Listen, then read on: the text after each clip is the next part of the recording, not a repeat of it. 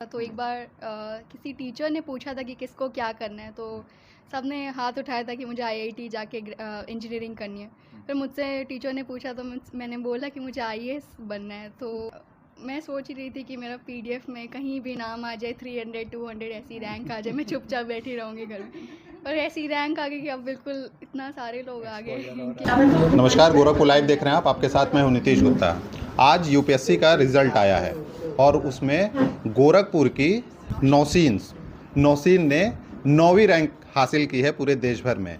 मात्र 24 साल की उम्र है और गोरखपुर से ही इन्होंने जो है 10th और 12th किया। उसके बाद डीयू से ग्रेजुएशन कंप्लीट किया और वहीं से तैयारी की और 19 में इन्होंने ग्रेजुएशन करने के बाद मात्र 4 साल में इतना बड़ा मुकाम हासिल किया है। ये साथ में पूरा परिवार आप देख रहे होंगे और आज परिवार गदगद है क्योंकि जितने साल की मेहनत थी आज उसका परिणाम जब मिला है तो ये आप देख सकते हैं कि सबके चेहरे पे खुशी होगी और लोगों का तांता भी लगा है। लोग आ रहे हैं यहाँ पे इन लोगों को बधाई देने। आइए नौसीन से बात कर लेते हैं।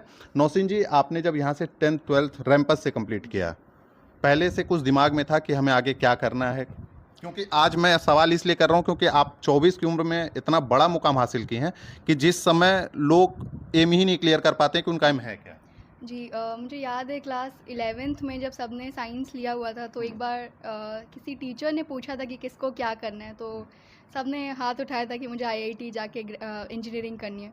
फिर मुझसे टीचर ने पूछा तो मैंने बोला कि मुझे आईएएस बनना है। तो उस टाइम पे लेकिन पता मतलब वो बस ऐसे बोल दिया था कि हाँ कि ठीक है करना है, लेकिन पता नहीं था कि कैसे करना है। उसके बाद फिर धीरे धीरे आगे चल के क्लियर होता गया कि कैसे ही करना है उस चीज़ को। अच्छा, 10th में और 12th में जी, कितने परसेंटेज रहे आपके? मेरी 10th में 10 सीजीपीए थे और क्लास 12th में मेरा 93% था। 93% जी 12th में। तब जी पीसीएम से आपने 12th कंप्लीट जी, किया। Physics chemistry maths with computer science. उसके बाद आपने ग्रेजुएशन कहाँ से किया? मेरा ग्रेजुएशन था दिल्ली यूनिवर्सिटी से, एसजीटीबी खालसा कॉलेज। अच्छा, डीयू से आपने ग्रेजुएशन कंप्लीट जी, किया। उसके बाद जब आप, क्योंकि आप जैसे बताया कि 19 में आपने ग्रेजुएशन कंप्लीट किया, उसके बाद से ही आपने लगातार यूपीएससी में पेपर देना चालू कर दिया? 2019 में मेरी एज नहीं थी, उस टाइम मैं 20 साल मैं बस 20 साल की थी, तो एलिजिबल नहीं थी। तो मैंने एक साल तैयारी की, तो फिर 2020 में मैंने अपना फर्स्ट अटेम्प्ट दिया था। फर्स्ट अटेम्प्ट दिया? जी, प्री क्वालिफाई था उस समय? प्री क्वालिफाई हो गया था उस पहले टाइम। अटेम्प्ट में? पहले अटेम्प्ट में प्री क्वालिफाई। तो उसी समय थोड़ा सा हौसला बढ़ गया हाँ, होगा? उस टाइम पे बहुत हौसला बढ़ गया था क्योंकि उस टाइम पे टफ़ पेपर भी आया था बहुत, और बहुत सारे मेरे दोस्तों का नहीं हुआ था। जी। तो उस टाइम मुझे लगा था कि हो जाए, पर उसके बाद धीरे-धीरे करके मेरे सारे दोस्त सेलेक्ट हो गए और मेरा नहीं हुआ अभी तक। तो फिर मुझे लग रहा था कि मेरा पता नहीं कब होगा। अच्छा, जितने साथी थे वो भी यूपीएससी ही क्लियर किए हैं? जी, मेरी फ्रेंड अनुप्रिया है, वो पोस्टल सर्विस में है। ओके। जी। देखिए, साथ का बहुत बड़ा असर पड़ता है। जीता जागता उदाहरण है। जैसा कि इन्होंने कहा कि दोस्तों की जो लॉबी थी उसमें से मैक्सिमम लोग ऑलरेडी सेलेक्ट हो चुके थे, तैयारी कर रहे थे और उनसे भी कहीं ना कुछ सीखने को मिला।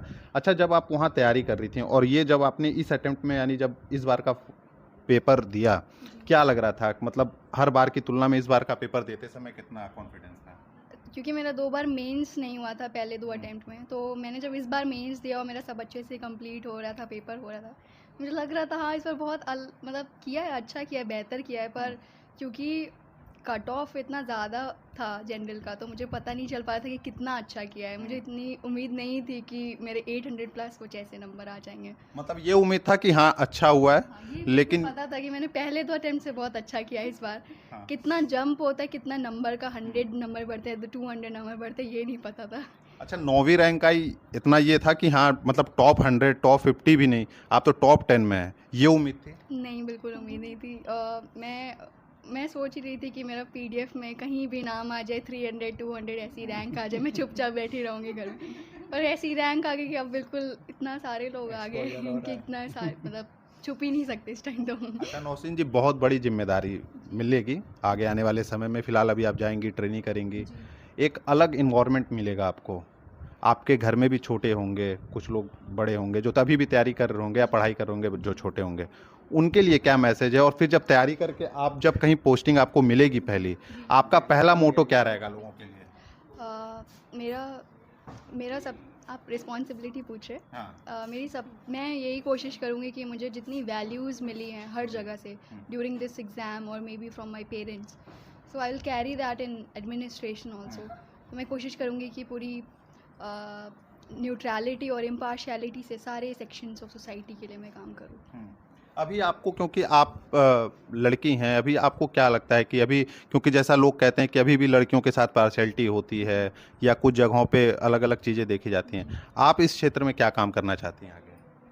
जी, पहले तो मैं विमेन एजुकेशन और उनकी स्किल्स की जो होती है, ग्रेजुएशन लोग कर लेते हैं बट उनकी इतनी स्किल फोर्स नहीं होता है कि वो अच्छे से जॉब पा पाए। तो मैं यही कोशिश करूँगी कि इतनी अच्छी एजुकेशन इम्प्रूव हो स्कूल्स में ही, कि उनका पूरा अच्छे से पूरा ही वो विमेन जो है आगे हो पाए अपनी फील्ड्स में। पापा के रोल की बात तो हो गई, मम्मी का रोल बताया जाता है कि इन्होंने न्यू तैयार किया, न्यू तैयार करने का आइडिया उन्होंने ही शायद दिया होगा, ये कहा जाता है, क्योंकि सबसे बड़ा हाथ जो है मदर का होता है। जी। आपको किस तरीके से प्रेरणा मिली माँ से?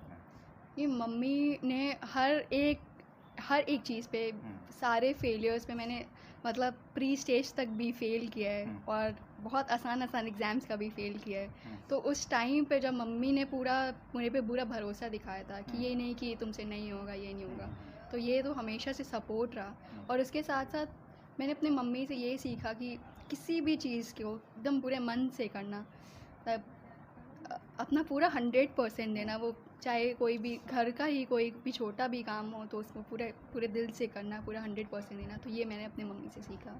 ठीक है नौसिन जी, एक जो लोग तैयारी कर रहे हैं जी। उनके लिए क्या मैसेज है? क्योंकि ऐसा माना जाता है कि जो लोग यूपीएससी की तैयारी करते हैं जी। उनको कम से कम 18 घंटा 12 घंटे से ज़्यादा ही पढ़ना पड़ता है, जी। क्योंकि अब आपने इतना बड़ा मुकाम हासिल किया है, 9वीं रैंक हासिल किया है यूपीएससी में। क्या ये जो लोग सोचते हैं, जो बच्चे तैयारी करते हैं, जो लोग ये कहते हैं कि हाँ इतना पढ़ना पड़ता है, हार्ड वर्क करना पड़ता है, इसमें कितनी सच्चाई है? हार्ड वर्क तो करना ही पड़ता है, पर मैं 13-14 घंटे पढ़ने, 18 घंटे पढ़ने को सपोर्ट नहीं करती हूँ, क्योंकि कंटिन्यू रखना है वो। जैसे मेरा 5 साल होने को आए, अगर मैं एक ही दिन में पूरा 12-13 घंटे पढ़ लेती तो इतनी जल्दी फिर थक जाते।